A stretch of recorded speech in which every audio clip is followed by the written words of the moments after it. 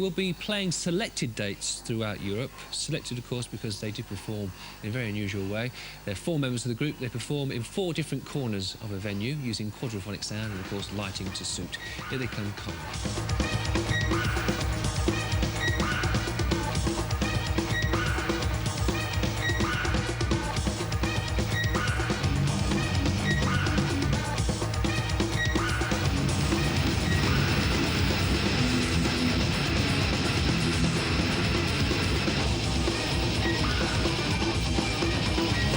It's the end of the festival here this evening, and we're still downstairs in our little room, and still with one more band to go.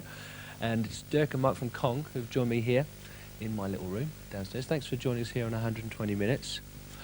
We're going to see you perform live in just a moment, and I think initially that must be a place where a lot of people get their first surprise in meeting Kong in the way that you perform, and have always performed live, which is in separate corners of the room as a 4-piece band. How did that begin? Was it something you conceptualized as a thing to do, or was it an accident?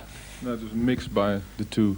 We played once, one of the first gigs in a place where there wasn't a regular stage, and we thought, well, we'll just split up. Right.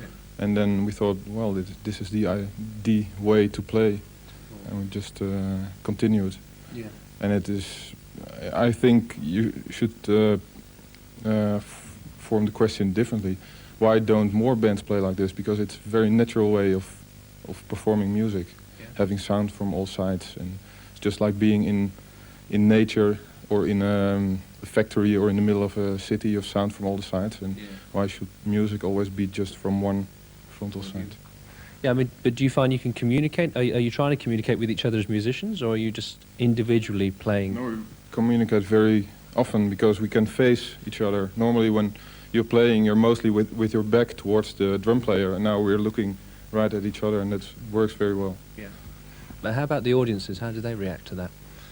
Well, that's they kind of don't actually know what's happening, so the first thing they do is turn around and look around, and eventually they when they get into the music, they stay fixed. Yeah. And try to get into the music. Right. So it's quite a you have to get used to it a little bit as a public.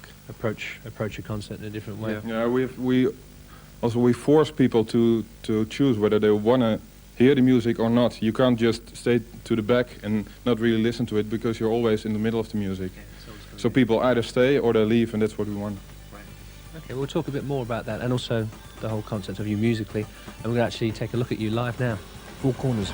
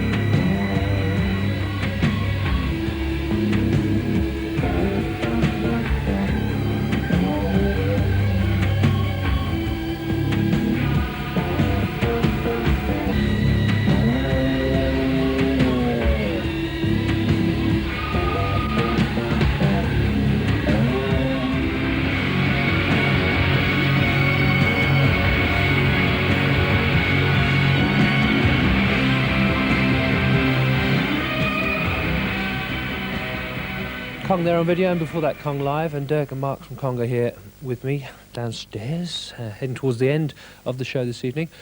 Now, I would say that obviously you're firmly based in experimental kind of music. I might be wrong, you might disagree with me there. And I think people would probably naturally presume maybe your influences are perhaps, I don't know, King Crimson's maybe, or I don't know, Rush's or whatever. Would you think that's true or not? No, it's not true. No.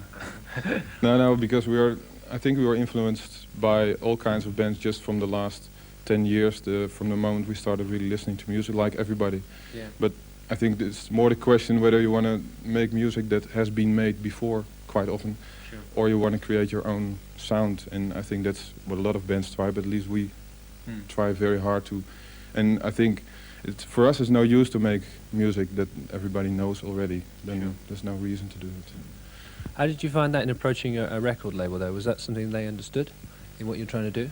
That was, yeah, and that was also the way we were looking for a record label, not by forcing our music up to them, but just waiting till they came to us, and that's what happened. And then it meant that they were really into the music and really interested. And understood what you were doing. So Sure, yeah. that made sense. Okay, well, we're going to see some more live of you in just a moment. But in the meanwhile, I have to say goodbye to you now because we're leaving. We'll be back next week in the studio for 120 minutes. Hopefully, Einsteinse de Noordband will be joining me with their brand new video and talking about their latest LP. Hope you enjoyed us over here in Holland, and we'll see you real soon. Here's Kong. Bye-bye.